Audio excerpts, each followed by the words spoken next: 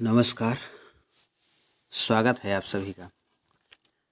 आज मैं एक ऐसे विषय पर प्रकाश डालना चाहता हूँ जो या तो ज़्यादातर लोग नहीं जानते हैं या पुराने लोग जो जानते भी हैं तो उन्होंने इसे अपने दिमाग से निकाल दिया है और पूरी तरीके से भूल चुके हैं। समय था 31 जनवरी से 3 फरवरी के बीच का। ये 3 दिनों की रात सन 1948 में पुणे में हुए चित्पावन ब्राह्मणों के सामूहिक नरसंहार का आज भारत के 99% लोग संभवतः भुला चुके होंगे, तो मुझे इस बात पर कोई आश्चर्य नहीं होगा। या फिर शायद पुणे का कोई मित्र भी इस बारे में साक्ष्य या प्रमाण मांगने लगे तो मुझे इस बात पर भी कोई आश्चर्य नहीं होगा। लेकिन सोचने का विषय बहुत ही गंभीर है। अब उससे भी बड़ा विषय यह है कि उस समय ना तो मोबाइल फ़ोन थे, न पेजर था, न फैक्स, न इंटरनेट, अर्थात संचार माध्यम इतने दुरुस्त नहीं थे। परंतु फिर भी नेहरू ने इतना भयंकर रूप से यह नरसंहार करवाया कि आने वाले कई वर्षों तक चित्पावन ब्राह्मणों को घायल करता रहा ये वाकया रह रह कर।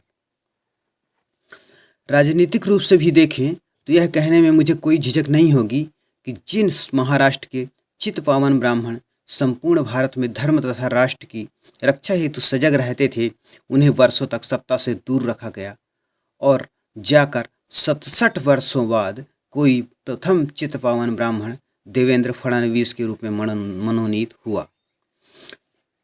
हिंदूवादी संगठनों द्वारा मैंने पुणे में कांग्रेसी अहिंसावादी आतंकवादियों के द्वारा, जी हाँ, मुझे इन्हें आतंकवादी कहने में जरा भी परहेज नहीं है, चित्पावन ब्राह्मणों के नरसंहार का मुद्दा कभी उठाते हुए नहीं सुना। मैं सदैव सोचता था कि यह विषय 7 दशक पुराना हो गया है, इसलिए नहीं उठाते होंगे। परंतु जब गांधी वध का विषय आता है तो समाचार चैनलों पर भी मैंने किसी को हिंदुत्व का झंडा लेकर घूम रहे किसी भी नेता को इस विषय पर संज्ञान लेते हुए नहीं पाया। क्या वे हिंदू संघ परिवार या बीजेपी के या हिंदुत्व की परिभाषा के दायरे में नहीं आते इसलिए? क्या वे हिंदू महासभाई नहीं थे इसलिए? हिंदू के नरसंहार वही मान्य होंगे जो मुसलमानों या ईसाइयों द्वारा किए गए होंगे, फिर वो भला कांग्रेसी आतंकवादियों द्वारा किए गए हों या सिख आतंकवादियों द्वारा, उनकी कोई बात नहीं करता इस देश में। 31 जनवरी 1948 की रात पुणे की शहर की एक गली में कई लोग बाहर ही चारपाई डालकर सो रहे थे। एक चारपाई पर सो रहे आदमी को कुछ लोग जगाते हैं और उससे पूछते हैं, क्या नाम है तेरा? सोता हुआ व्यक्ति अचानक जागता है और अमुक नाम बताता है। अधकुली और नींद भरी आंखों से वह व्यक्ति अभी उन्हें पहचान ही पाया था, कुछ समझ भी नहीं पाया कि उस पर कांग्रेस के अहिंसावादी आतंकवादी मिट्टी का तेल छिड़क कर चारपाई समेत आग लगा देते हैं। चित्पावन ब्राह्मणों को चुन चुन कर लक्ष्य बनाकर मारा गया। घर के मकान, दुकान, फैक्ट्री, गोदाम सब जला दिए गए।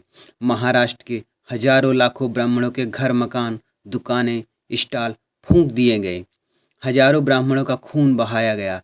ब्राह्मण स्त्रियों के साथ दुष्कर्म किए गए। मासूम नन्हे बच्चों को अनाथ करके सड़कों पर फेंक दिया गया। साथ ही वृद्ध हो या किशोर, सबका नाम पूछ पूछ कर चित्पावन ब्राह्मणों को चुन चुन कर जीवित ही भस्म किया जा रहा था। ब्राह्मणों की आहुति से संपूर्ण पुणे शहर जल रहा था। 31 जनवरी से लेकर 3 फरवरी सन 1948 तक जो दंगे हुए थे पुणे शहर में, उन्हें सावरकर के भाई भी उसमें घायल हुए थे। ब्राह्मणों, यदि जान प्यारी हो तो गांव छोड़कर भाग जाओ। 31 जनवरी 1948 को ऐसी घोषणाएं पश्चिम महाराष्ट्र के कई गांवों में की गई थी। जो ब्राह्मण परिवार भाग सकते थे भाग निकले। अगले दिन 1 फरवरी 1948 को कांग्रेसियों द्वारा हिंसा, आगजनी, लूटपाट का ऐसा नग्न नृत्य किया गया कि इंसानियत पानी पानी हो गई। ऐसा इसलिए किया गया क्योंकि हुतात्मा पंडित नाथूराम गोडसे स्वयं एक चित्पावन ब्राह्मण थे।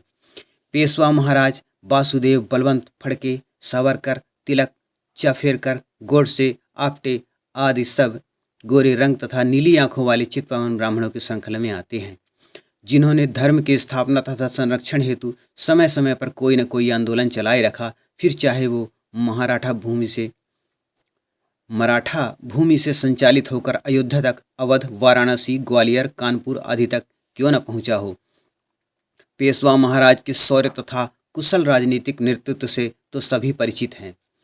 1857 की क्रांति के बाद यदि कोई पहली सशक्त क्रांति हुई तो वो भी एक चित्तपावन ब्राह्मण द्वारा ही की गई, जिसका नेतृत्व किया वासुदेव बलवंत फड़के ने, जिन्होंने एक बार तो अंग्रेज से कब के छुड़ाकर संपूर्ण पुणे शहर को अपने कब्जे में ही ले लिया था। उसके बाद लोकमान्य तिलक हैं, महान क्रांतिकारी चाफेरकर बंदियों की कीर्ति है, फिर सावरकर हैं जिन्हें कि वासुदेव बलवंत फड़के का अवतार भी माना जाता है। सावरकर ने भारत में सबसे पहले विदेशी कपड़ों की होली जलाई थी। लंदन गए तो वहाँ विदेशी नौकरी स्वीकार नहीं की, क्योंकि ब्रिटेन के राजा के अधीन शपथ लेना भी उन्हें स्वीकार नहीं था। कुछ दिन बाद महान क्रांतिकारी मदनलाल ढींगरा जी से मिले तो उन्होंने न जाने 5 मिनट में कौन सा मंत्र दिया कि ढींगरा जी ने तुरंत करजन वायली को गोली मारकर उसके कर्मों का फल दे दिया। सावरकर के महान व्यक्तित्व को ब्रिटिश साम्राज्य भांप चुका था, अतः उन्हें गिरफ्तार करके भारत लाया जा रहा था। पानी के जहाज द्वारा, जिससे वो मर्सिलेस के समुद्र में कूद गए तथा ब्रिटिश चैनल पार करने वाले पहले भारतीय भी बने। बाद में सावरकर को 2 आजीवन कारावास की सज़ा सुनाई गई। यह सब इसलिए था क्योंकि अंग्रेज़ों को भय था कि कहीं लोकमान्य तिलक के बाद वीर सावरकर कहीं तिलक के उत्तराधिकारी न बन जाएं।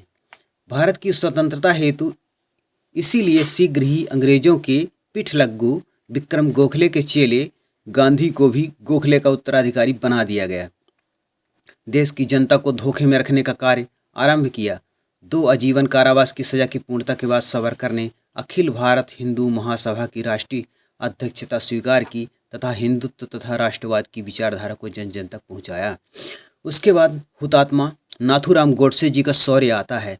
गोडसे जी ने दुरात्मा मोहनदास करमचंद गाजी का वध किया। हुतात्मा पंडित नाथूराम गोडसे के छोटे भाई गोपाल जी गोडसे भी वध में जेल में रहे।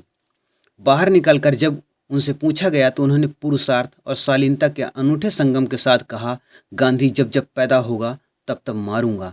यह शब्द गोपाल गोडसे जी के थे जब जेल से छूट कर आए थे। तत्कालीन दंगों में राष्ट्रीय स्वयंसेवक और किसी भी दंगा पीड़ित को किसी भी प्रकार की सहायता आदि उपलब्ध नहीं कराई गई, न तन से, न मन से, न धन से, बल्कि आरएसएस प्रमुख श्री गोवालकर ने तो नेहरू तथा पटेल को पत्र लिखकर यह तक कह डाला कि हमारा हिंदू महासभा से कोई लेना देना नहीं तथा सावरकर से भी मात्र वैचारिक संबंध है, उससे अधिक और कुछ नहीं। आरएसएस प्रमुख श्री गोवालकर ने इससे भी अधिक बढ़ चढ़कर अपनी पुस्तक विचार नवनीत में यहाँ तक लिख दिया कि नाथूराम गोडसे मानसिक विक्षिप्त था। अभी नवंबर 2014 को गोडसे फिल्म का म्यूजिक लॉन्च का कार्यक्रम हुआ। उसमें हिमानी सावरकर जी भी आई थी। जो लोग हिमानी सावरकर जी को नहीं जानते हैं, मैं उन्हें बता दूं कि वह वीर सावरकर जी की पुत्रवधू हैं तथा गोपाल गोडसे जी की पुत्री हैं, अर्थात नाथूराम गोडसे जी की भतीजी भी हैं। हिमानी ने अपने उद्बोधन में बताया कि उनका जीवन किस प्रकार बीता, विशेषकर बचपन। वह मात्र 10 महीने की थी जब गोडसे जी, करकरे जी, पाहवा जी आदि ने गांधी का वध किया था। उसके बाद पुणे दंगों की क्रूरतम त्रासदी ने पूरे परिवार को चौतरफा प्रहार किया। स्कूल में बहुत ही मुश्किल से प्रवेश मिला तो आमतौर पर भारत में 5 वर्ष का बच्चा प्रथम कक्षा में बैठता है। एक 5 वर्ष की बच्ची की सहेलियों के माता पिता अपनी बच्चियों को कहते थे कि हिमानी गोडसे से दूर रहना, उसके पिताजी ने गांधी जी की हत्या की है। संभवतः इन 2 पंक्तियों का मर्म हम न समझ पाएं, परंतु बचपन बिना सहपाठियों के भी बीते तो कैसे बीते, यह कैसा रहा होगा, मैं उसका वर्णन किन्हीं शब्दों में नहीं कर सकता। ऐसा असामाजिक, अशोभनीय, अमर्यादित दुर्व्यवहार उस समय के लाखों हिंदू महासभाइयों के परिवारों के साथ, उनके संतानों के साथ हुआ। आसपास के लोग उन्हें कोई सम्मान नहीं देते थे, हत्यारे परिवार जैसी संज्ञाओं से संबोधित करते थे। गांधी वध के बाद लगभग 20 वर्ष तक एक ऐसा दौर चला कि लोगों ने हिंदू महासभा के कार्यकर्ता को या हिंदू महासभा के चित्पावन ब्राह्मणों को नौकरी देना ही बंद कर दिया। उनकी दुकानों से लोगों ने सामान लेना बंद कर दिया। चित्पावन भूरी आंखों वाले ब्राह्मणों कि पुणे में सामूहिक बहिष्कार कर दिया गया था। गोडसे जी के परिवार से जुड़े लोगों ने 50 वर्षों तक यह निर्वासन झेला। सारे कार्य वे स्वयं किया करते थे। एक अत्यंत ही तंग गली वाले मोहल्ले में 50 वर्ष गुजारने वाले चित्पावन ब्राह्मणों को नमन। अन्य राज्यों के हिंदू महासभाई के ऊपर भी विपत्तियां उत्पन्न की गई। जो बड़े व्यवसायी थे उनके पास न जाने एक ही वर्ष में कितने वर्षों तक भयंकर आय करके छापे, विक्रय करके छापे आदि न जाने क्या क्या डालकर उन्हें प्रताड़ित किया गया। चुनावों के समय भी जो व्यापारी, व्यवसायी, उद्योगपति आदि यदि हिंदू महासभा के प्रत्याशियों को चंदा देता था तो अगले दिन वहां पर आयकर के विभाग के छापे पड़ जाया करते थे। गांधी वध पुस्तक छापने वाले दिल्ली के सूर्य भारती प्रकाशन के ऊपर भी न जाने कितनी ही बार आयकर विभाग के छापे पड़े। ये जीवटपन ही है उनका कि वे आज गांधीवध का प्रकाशन निर्विरोध कर रहे हैं। वे प्रसन्न हो जाते हैं जब उनके कार्यालय में जाकर उन्हें जय हिंदू राष्ट्र से कोई संबोधित करता है। हिंदू महासभाइयों को उनके प्रकाशन की पुस्तकों पर 40% छूट आज भी प्राप्त होती है। आज भी हिंदू महासभाइयों के साथ भेदभाव जारी है और आज कई राष्ट्रवादी यह लांछन लगाते नहीं थकते कि हिंदू महासभा ने आखिर किया ही क्या है। कई बार यह बताने का मन होता है तो बता देते कि क्या किया है, साथ ही यह भी बता देते कि आरएसएस को जन्म भी दिया है, परंतु कभी कभी परिस्थितियां इतनी दुखदाई हो जाती हैं कि निःशब्द रहना ही श्रेष्ठ लगता है। विडंबना है कि ये वही देश है जिसने हिंदू संगठन सावरकर की राजनीतिक हत्या में नेहरू के सहभागी भी बनते हैं। ये हिंदू राष्ट्रवाद की धारा तथा विचारधारा को कमज़ोर भी करते हैं। आपसे विनम्र अनुरोध है कि अपने इतिहास को जानें। आवश्यक है कि अपने पूर्वजों के इतिहास को भली भांति पढ़ें और समझने का प्रयत्न करें तथा उनके द्वारा स्थापित किए गए सिद्धांतों को जीवित रखें। जिस सनातन संस्कृति को जीवित रखने के लिए अखंड भारत की सीमाओं की रक्षा हेतु हमारे असंख्य पूर्वजों ने अपने शौर्य पराक्रम से अनेकों बार अपने प्राणों की आहुति दी है, उसे हम किस प्रकार से आसानी से भुलाते जा रहे हैं। सीमाएं उसी राष्ट्र की सुरक्षित रहेंगी जो सदैव संघर्ष रहेगा। जो लड़ना भूल जाएं वो न स्वयं सुरक्षित रहेंगे और न अपने राष्ट्र को सुरक्षित बना पाएंगे। कांग्रेस की धूर्तता तो देखिए। 1948 में ब्राह्मणों को मरवाया तो नाम दे दिया चित्पावन ब्राह्मण।